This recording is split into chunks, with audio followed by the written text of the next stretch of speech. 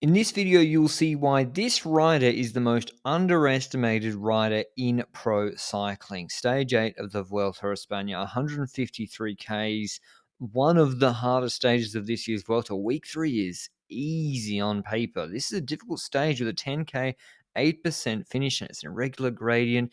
The Colau Fanquaya, I don't think I'll ever pronounce it correctly, and there's medium mountain climbs all beforehand. And the big question was who would get in the breakaway, who would control the breakaway? What was Remco cracking his neck up to? Here's the initial break formation. Alpecin were clearly trying to get two in the break. One was Vine. He's coming across on the wheel of Padun, who is in magic form. Then Alpecin have another teammate with McNulty, with Lutsenko trying to initiate this breakaway. But unfortunately for them, the other moves in the peloton kept coming up. Pinot was here. It was a really, really strong break, and the right guys, except for one little problem. That's Richard Carapaz, El Jagua de Tulcan, and he's close enough on GC that he's a problem for Quickstep, and they're not happy with him being in the break, and I don't know if he got called back or whether he just got dropped off the pace. But Quickstep were really, really pacing hard. They weren't happy with him being in the break, and then that caught actually the rest of this breakaway, which got split up by Vine going for the KOM points, I think, at the top of this climb. He's got Soler chasing after him. Soler's in magic form. He won the stage the other day. Those two would team up on the descent and then in the valley, I guess, hoping that another move would come across. It did. The right one with Lander and co. And here Quickstep like, no one else attack. FDJ hold my bid on. They bridge riders across. Soler and Vine are happy to see other riders in the breakaway. Bruno Armirel was one of them, but he then dropped back to pace Reichenbach and Pinot back to the breakaway. And who's in here? Mads Pedersen. He's going for the intermediate sprint at 20 points. Lander, who podiumed the Giro this year. Hamilton on bike exchange. Tarame won Vuelta stage last year. Vine and Soler's hanging off the back. And Lutsenko's there too. And Pinot is coming in hot behind, and they make it across eventually with the gap at 244.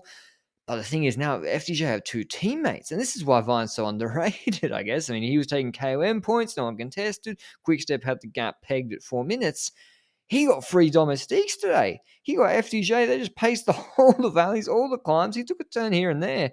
I mean, Pedersen was there as well. He's in magic form. He took the sprint points. His climbing form, Pedersen, to be in that break is just insane. But yeah, FDJ happy to pace for J Vine. Quickstep started to wind it up into the base of the final climb with Masnada and Peter Seri, I think, and presumably Evenepoel's feeling good. And it's treacherous. The run in turn goes to front for Ineos. They want to be safe in the front. They got the shade, the trees, wet patches here and there, really slippery roads. We get to the climb. The group is still together. No one attacked Vine in the valleys, even though the gap was 328. I know Quickstep were putting the pressure on behind, but this guy won from the GC group 2 days ago. The GC group. And they're working with him.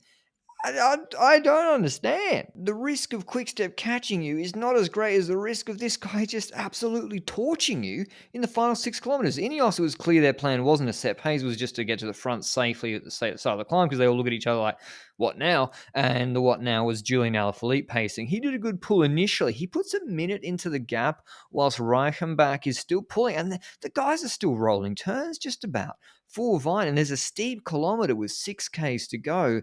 And they're just bringing him to it perfectly. Alaphilippe has done a good job putting a minute into it. Van Wilder and Vavaka are still there to pull for Remco Evenepoel. They've got, I think, over 7.5 Ks to go. You see, Remco, I think, was trying to dial it up. He's on the radio saying, time to switch over, let's keep this moving, because the group was still pretty big at this point. And eventually, as it starts to get steep, Lutsenko attacks. Vine looks to someone else to mark it. Then he goes to Lutsenko's wheel.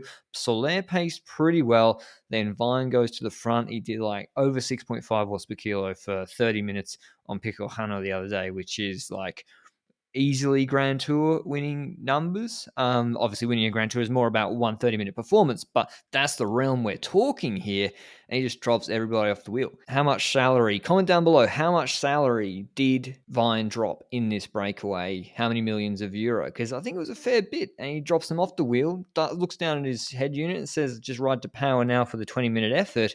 And yeah, unbelievable. The stage couldn't have played out for him anymore perfectly. He didn't have any teammates in the break, even though that looked like their plan. Quick-step are pacing with Vivica, and Vivica, don't get me wrong, he's one of the signings of the season. He's outperforming his contract, but the group is still really big, and Remco needs the pace to be ratcheted up a little bit more at this point, I think, and maybe could have used Van Wilder and Vivica earlier and harder on the steeper section. You see here it levels off a little bit after Vine's initial attack, and then it gets steadier, and then the last 2Ks about 9%. But here it's steep still, where Evenepoel is and where Van Wilder, thank God they're in different coloured jerseys now, is pulling. Geoghegan Hart's there looking good. Mars third wheel and O'Connor, Geoghegan Hart, Sivakov, Rodriguez, Carthy, Roglic, Simon Yates, and Ayuso, I think, hang at the back, as well as Miguel Angel Lopez. Almeida is given Group Carapaz, but it should be called Group Almeida. He's just doing his thing, riding, just trying to make his average power match his normalized power. Geoghegan Hart attacks, which suggests the pace wasn't hard enough. Ineos wanted to try. This is where we lost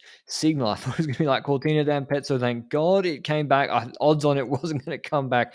Comes back, we see Evenepoel's gone clear. We don't know when he attacked. We don't know what really happened exactly, but he's gone clear. He's got Roglic, Rodriguez, and Mars on the wheel. Roglic quite a bit better today than on Pico Jano 2 days ago. Simon Yates in the background. Ayuso's there with Miguel Angel Lopez, and the spectre of Joao Almeida. We saw him do it on Laguna Astanaia the other day in Burgos. He's just going to do his thing and catch back up to Ayuso and then eventually go past him. But Jay Vine, we saw 25 seconds to Soler. We're like, oh, is Soler coming back on him? Because Vine had 35 seconds before the intermission, but Soler then blows up in the last kilometer. Vine takes his second stage win in about 3 days, this time in the breakaway, virtually from the gun. Huge win from him. Takes the KOM jersey as well, and I don't think he's done yet. But here's the Evenepoel group. Nothing really much happened, to be honest. Rodriguez lost 13 seconds at the end. Almeida caught up to Ayuso and starts pacing really, really hard, and Ayuso's able to keep up with him. That drops Lopez, and I think Hindley maybe, but Roglic and Mars can't respond to Evenepoel. They don't get put a second behind him, even though I did count a second between them. So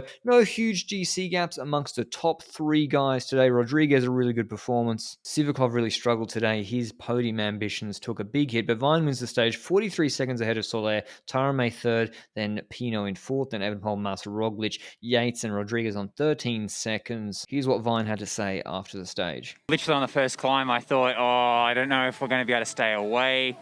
They seem to be chasing us pretty intently, so I decided to definitely target the first couple of KOMs. But then in the valley, we had a really good group. The FDJ guys had three in the move, and Quick-Step were just controlling. So from that point on, I went, okay, if I can get the KOM points without too much of a struggle, I'll go for them. But yeah, the stage was definitely still the main goal. So in terms of GC, Evenepoel keeps his red jersey, doesn't extend his lead on Mars or Roglic. Rodriguez moves into fourth. Ayuso's he's still on the same time on fifth. Almeida didn't gain any time on him. So it's still all to play for. Not huge gaps on the podium. Big watts per kilo 15-minute Rampas Inhumanas test on Preres tomorrow. Stay tuned for that recap, and I'll see you then. Ciao.